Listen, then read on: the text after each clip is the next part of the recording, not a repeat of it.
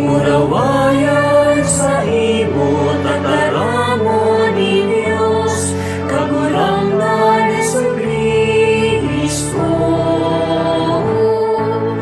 Yaon sa imo ang tataramo ni buhay, nadaing ka sa koran.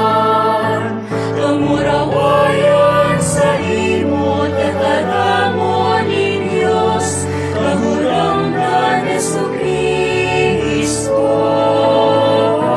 Kamurawayan sa imo tataramo ni Dios, kagurangan ni Jesu-Kristo.